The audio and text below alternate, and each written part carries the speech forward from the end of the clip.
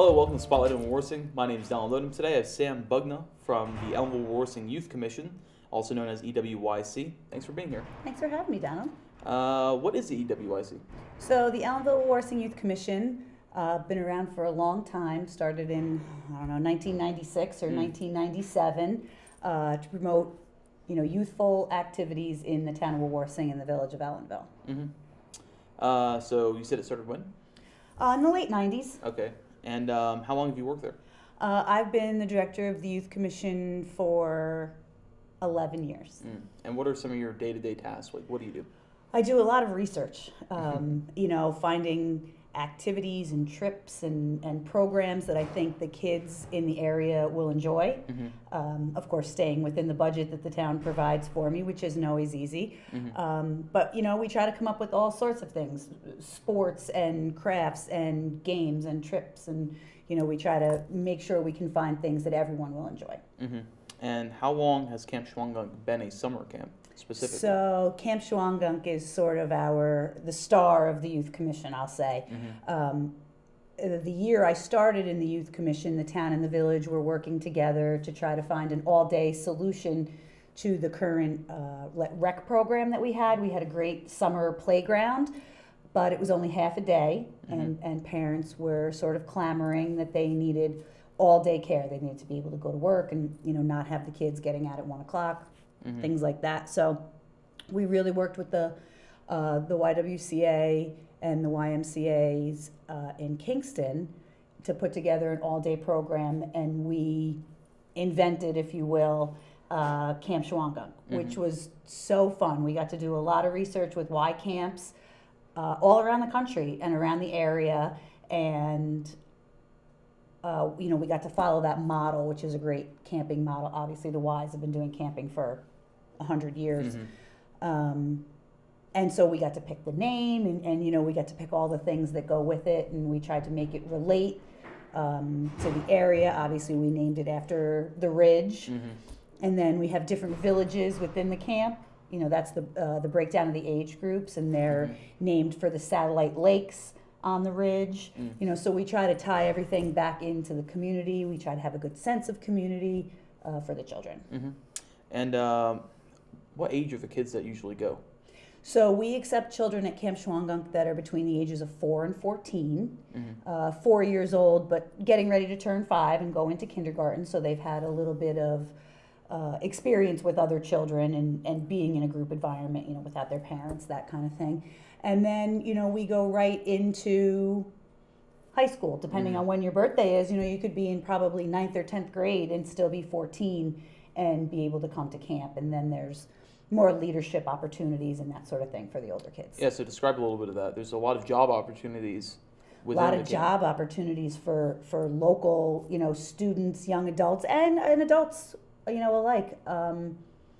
We have a program, so you stop going to camp when you're 14. When you're 15, we have a CIT, or a counselor in training program. So that's great. You can transition right out of being a camper into being a counselor in training, and you sort of learn the flip side and why we always made you do the things we made you do and tried to keep you safe, that kind of thing.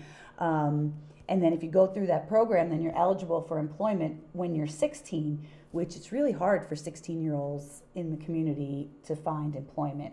I think maybe McDonald's and now Taco Bell are probably some of the only places that, employ teenagers. So in the summer, maybe there's not a lot to do. And so we want kids to be employed, and we want them to train and be trainable and, be coachable, that kind of thing. So you can come out of being a CIT and come into being a counselor, usually at minimum wage, which just went up again. $12 or something like that. I'm not sure actually what it is. It went from $10.40, I think, to maybe $11.25. Don't quote me on that, but somewhere in that ballpark. So a 40-hour work week, you're looking at a nice paycheck. We offer 40 hours of training before the camp season. You get paid for that also.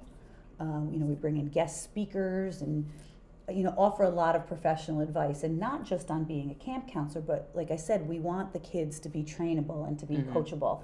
And so we try to teach, how you have a first job and what the expectations are, what the communication process is. I think, especially in this day and age, It's changed a lot. well, you have to go over things a lot. You have to explain to them that you can't text in when you're not feeling well. You have to actually pick up the phone and call, because that's the professional thing to do.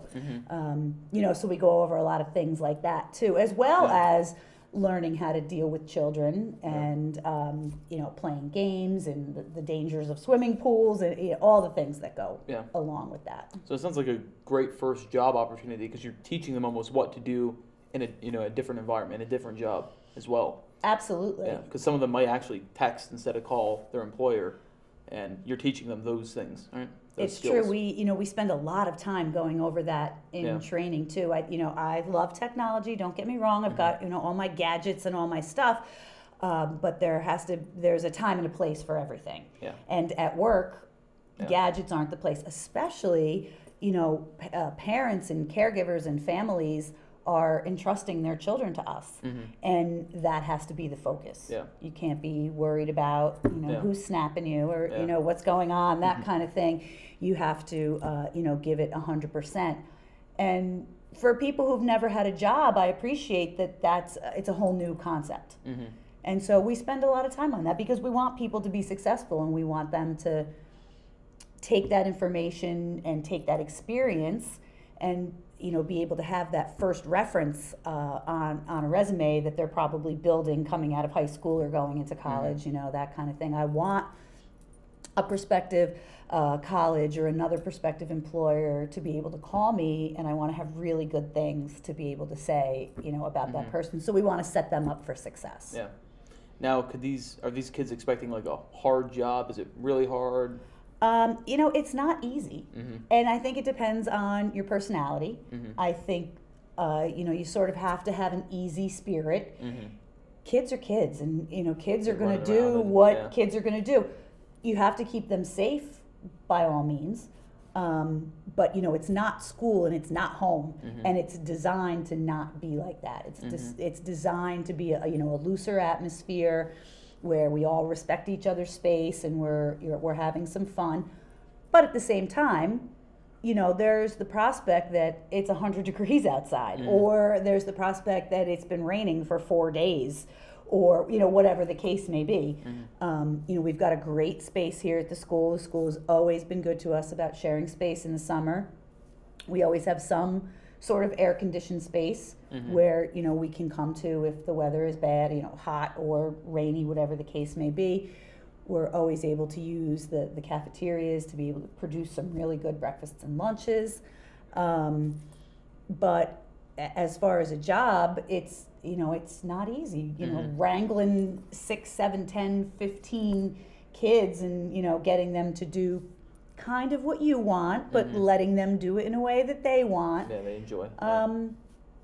It's not always easy, but it is fun. And and if you sort of lighten up and have that playtime with it, you'll be much more successful at it. Yeah. You talked about events earlier that they can participate in, field trips, things like that. So we have, during the camp season, that's one of the big draws, especially for the older campers, is the trips. We always try to go to fun places. Can't go too far, you don't want to spend too much time on a bus, but at the same time, we want to make it fun. So I always try to change it up. We go to Splashdown every year. That never changes. Maritanza, which is the oldest group of campers, they want to go to Splashdown. No problem. What a fun, great day. They go there. They have a barbecue for lunch while they're there, get to spend the day at the water park. We go to the castle out in Chester. Lots of fun games there. We've been to Madison Square Garden. We've been to the Bronx Zoo. We've been to the Central Park Zoo. We've been to Broadway shows. We've been to the State Museum in Albany. We've been to Zoom Flume. We've been, baseball games. We try to go everywhere. In fact, I've already booked the castle and Splashdown for this coming summer already, because they're popular places. So, and like you said, what do I do all day? That's one of the things. I'm researching, where can we go? Where's fun? Where fits in the budget? How many buses do we need? All that kind of thing. To go back to the job idea, what are some of the future opportunities when kids go off to college and they come back for the summer or things like that? It's great. So, we suffer, I'll say, I know that's got negative connotation, which I don't like to have, but, we suffer from attrition a lot. A camp counselor isn't a job that you keep for your whole life. Yeah.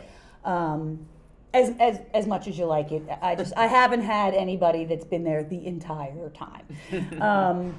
But, you start out in 11th or 12th grade, you get that experience, and then you go to college, maybe you take a couple classes and you find out that you want to be a teacher, or you want to go into sport management, or you want to have some daycare opportunities. You can come back, and then, we have supervisors, we have leaders, we have sports directors, we have arts directors, we have people at the pool. So you might age out of being a counselor, but there's always opportunities that you can grow into when you still love camp, and we've had a ton of people do that. Yep. And do the salaries change or the pays change? Yeah, absolutely. So, you might start out at minimum wage, which thankfully the government is stepping up on. So minimum wage isn't, really isn't shabby so bad anymore, especially if you're young and living at home. It's it's a livable wage.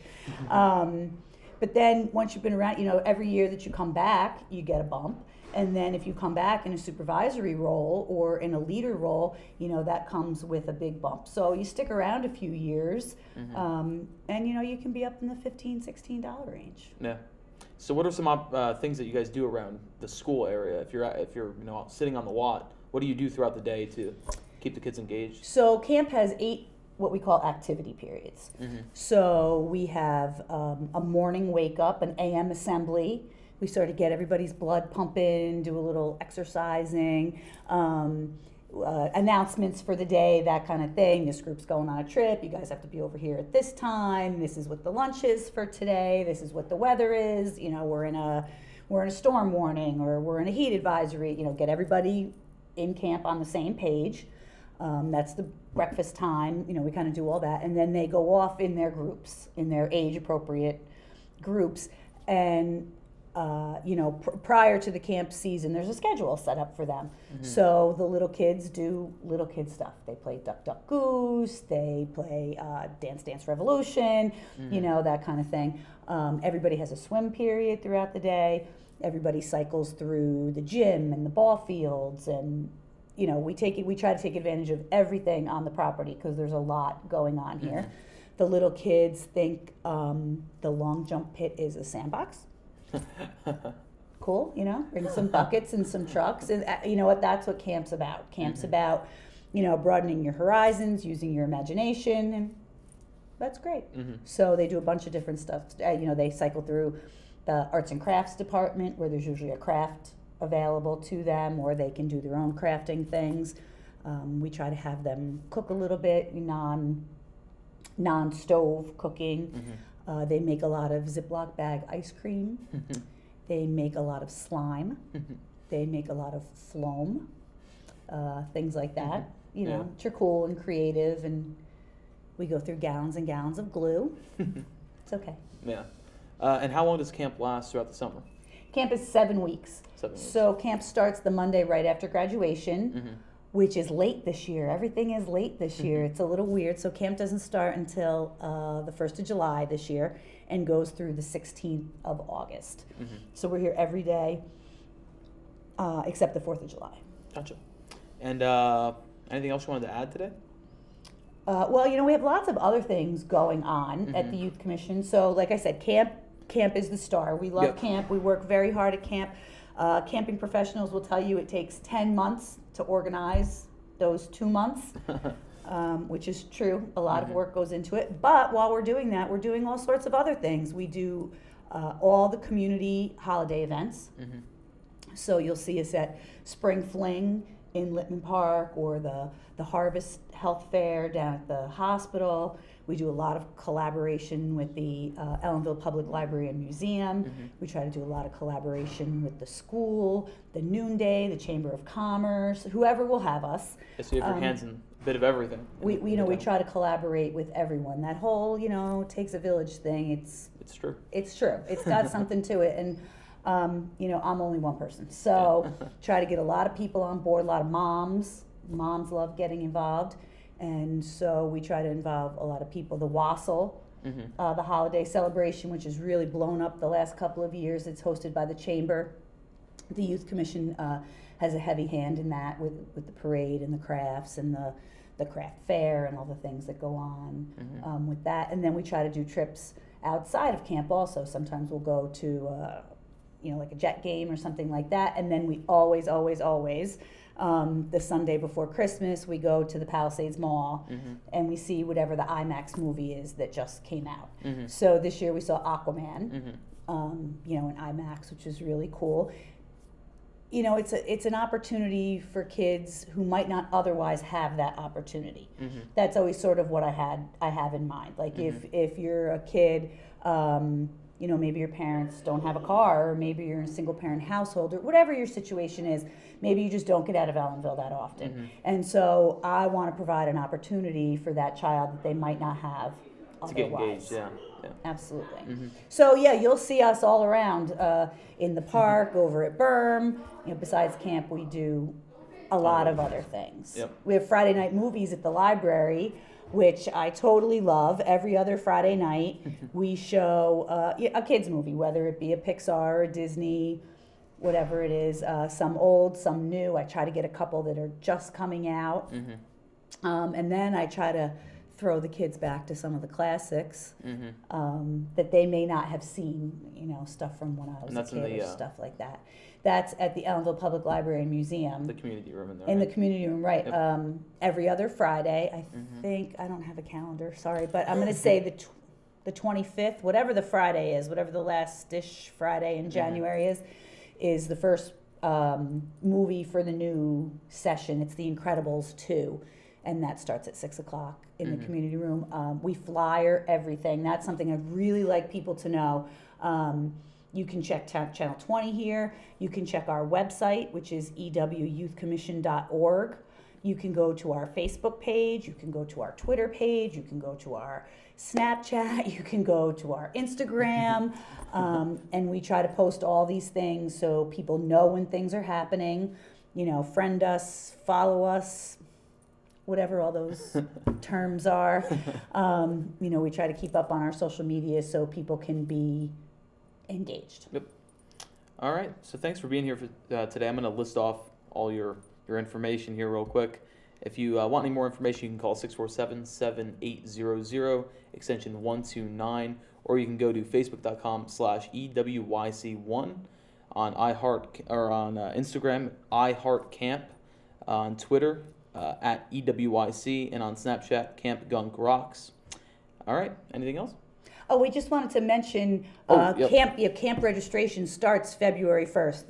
The registration website is all set up. That takes, that's a little bit of time going into it, right? Getting all that set up, getting the dates correct. We have before and after care and all sorts of things you can sign up for. So that's going to be campgunk.campbrainregistration.com. There's scholarships available.